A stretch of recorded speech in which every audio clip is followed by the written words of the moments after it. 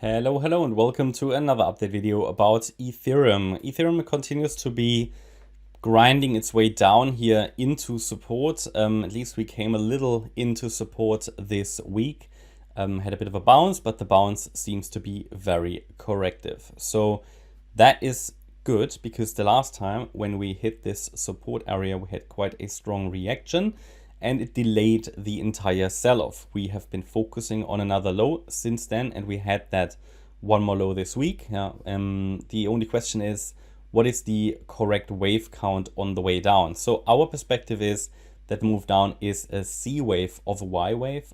How is that all adding up? Well, if we zoom out a little bit and we take the structure of the April highs, then we see that we count the top as a wave 1. The move down looks very corrective at the moment. So W, X, Y structure. And in the current Y wave, we have an A wave, a B wave, and a C wave. I am very skeptical as to whether to the idea that the next low could really be the last one. I think it should stretch out further, but we will have to let the market tell us.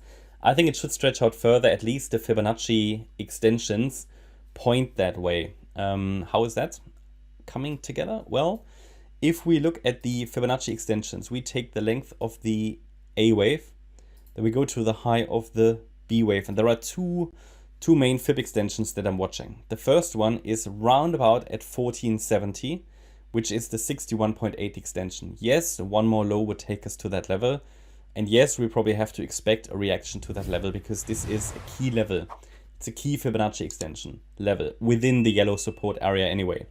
So shouldn't be a surprise if we get a bounce there. The only thing is that the 1-to-1 ratio, the 100% extension, which is down here around about at $1,300, this is a much more reliable target for a C wave. So I primarily watch for that level. We have to trust the Fibs and work with the Fibs. There are different ways of counting the micro here to the downside. It doesn't matter so much how we count it at the moment. I think at the moment we only need to understand what is short-term resistance. Short-term resistance is 1609. And the message is that as long as we don't break above resistance, this wave count is valid, and we wait or we watch for another low, lower in the yellow support area, possibly all the way down to 1450. So 1450 to 1470 is sort of roughly the key area for that fifth wave here, circle wave 5.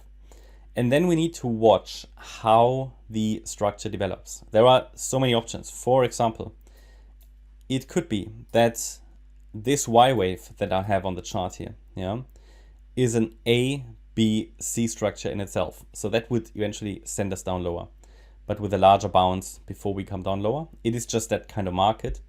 Or I have to count the move down a little different, and we are still in circle wave 3. Okay, and this is just a bounce currently within circle wave 3. Then we get a 4, and then we get a 5. So there are different options, and I would not try to seek absolute precision at the moment in this kind of market in the wave counts. I would try to be flexible. However, use the wave counts to understand relevant resistance levels, and we use the Fibonacci extensions to understand where the targets to the downside are. Depending on how we react to the next low and also how we react to resistance, I will probably make some adjustments to the micro count early next week. But at the moment, there is no need to do it. If you ask me, if ideally I'd like to see here this still as extension of the third wave, but it doesn't matter so much in the short term. Okay, so we are still focused on lower. I gave you the key targets to the downside.